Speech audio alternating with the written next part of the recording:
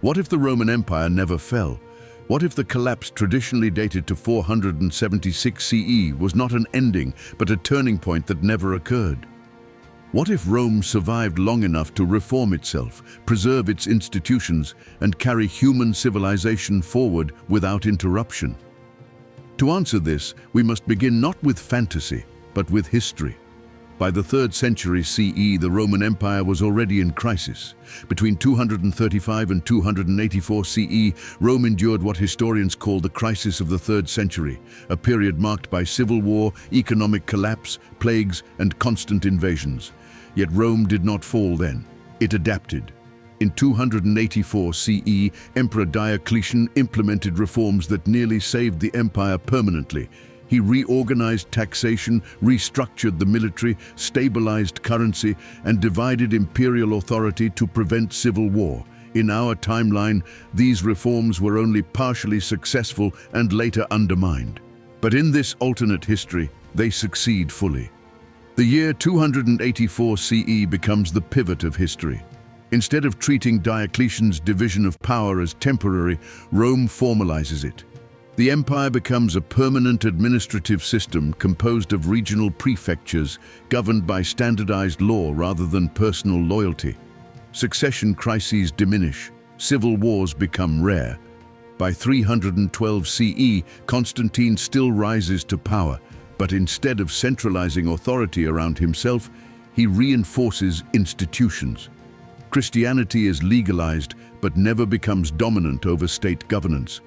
The Roman state remains secular, pragmatic, and administrative. By 330 CE, when Constantinople is founded, it is not a rival to Rome, but a second administrative core. The empire becomes bicentric, later tricentric, allowing governance to scale. By the late 4th century, around 380 CE, Rome faces the same pressures as in our timeline: barbarian migrations, climate instability, and economic strain. But now, Rome has something it historically lacked: a resilient system. Rather than relying on mercenary federates, Rome integrates frontier populations as regulated citizens. Land grants come with tax obligations, military service, and literacy requirements. Identity becomes civic, not ethnic. In 410 CE, there is no sack of Rome. Instead, Rome retreats strategically from unsustainable borders and reinforces logistics, roads, and supply chains. The empire shrinks geographically, but strengthens structurally. This is the critical divergence. By 476 CE, the Western Roman Empire does not collapse. There is no symbolic fall. The office of emperor continues, but power increasingly resides in councils, administrators, and legal frameworks. Rome becomes less theatrical, but more durable. From 500 to 700 CE, while our timeline enters the early Middle Ages, this Rome enters what scholars would later call the Age of Administrative Continuity. Roman law continues uninterrupted. Literacy remains above 40% in urban centers.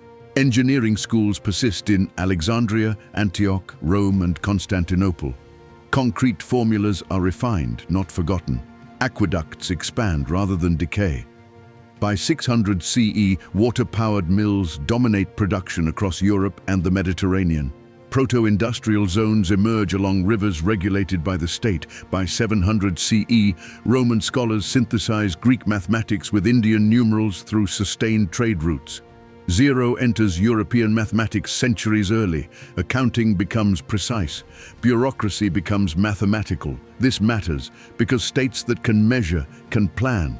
Between 800 and 1000 CE, Rome experiences what historians in this timeline would later call the first acceleration. Mechanical clocks appear by 850 CE, not as curiosities, but as administrative tools. Time becomes standardized across provinces. By 900 CE, census records are continuous, not episodic. Population trends are tracked. Food shortages are predicted years in advance. Famine becomes rare. There is no feudalism. Land remains administratively controlled. Military service is salaried. Loyalty is to the system, not to lords. Religion never monopolizes education. Monasteries exist, but they do not replace universities. because universities never disappear. By 1000 CE, Rome is no longer an empire of conquest. It is an empire of infrastructure.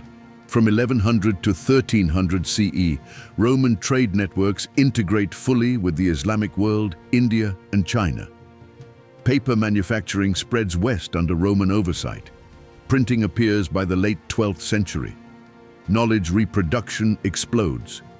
Steam power, first described by Hero of Alexandria in the 1st century, is revisited seriously by 1200 CE. By 1300 CE, steam-assisted pumps operate in mines and construction. There is no Renaissance because there is no Dark Age to recover from. Instead, progress is continuous. By 1400 CE, Rome governs nearly 90 million people through layered administration. Policy decisions are informed by statistics, probability, and precedent. Early actuarial tables exist. Risk becomes quantifiable. This creates a new problem. Human cognition struggles with scale. Between 1500 and 1650 CE, Rome invests heavily in mechanical computation. Inspired by astronomical devices and accounting machines, Roman engineers develop complex gear-based logic engines. These machines do not think, but they calculate faster and more reliably than humans. By 1600 CE, major infrastructure projects are simulated mechanically before construction. Resource allocation models guide taxation. Military conflicts are evaluated for cost-benefit outcomes. War becomes rare, not for moral reasons, but because it is inefficient. By 1700 CE, Rome enters the age of predictive governance. Population growth, economic cycles, and social unrest are modeled mathematically. Dissent is not suppressed violently. It is preempted through reform, migration incentives, and redistribution. There are no mass revolutions, because grievances are addressed before they explode. By 1800 CE, while our world experiences industrial upheaval, this Rome industrializes gradually and deliberately. Automation increases without social collapse. Urbanization is planned, not chaotic. Surveillance emerges, not through fear, but through administration.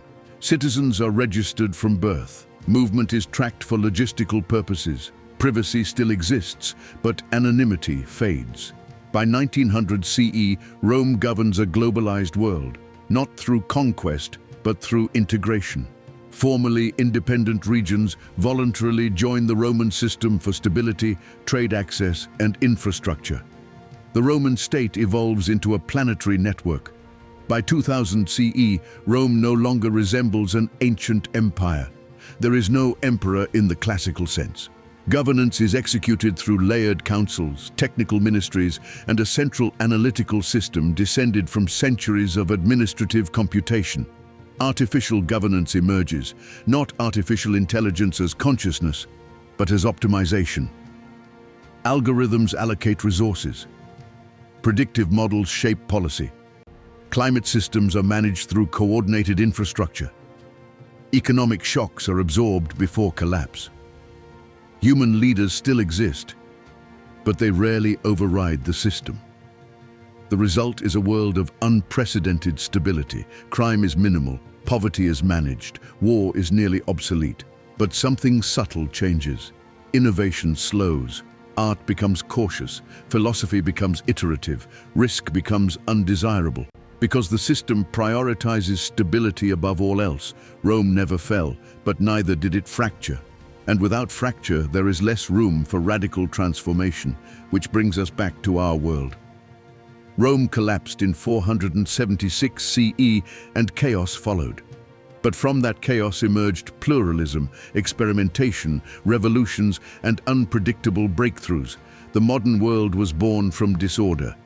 So we are left with a final question. If Rome had survived, perfected, optimized, and eternal, would humanity be safer or smaller? And as we build our own systems of prediction, surveillance, and artificial governance today, we must ask, are we advancing beyond history, or are we finally becoming Rome? Subscribe to AI History Unleashed, because history doesn't just repeat, it evolves.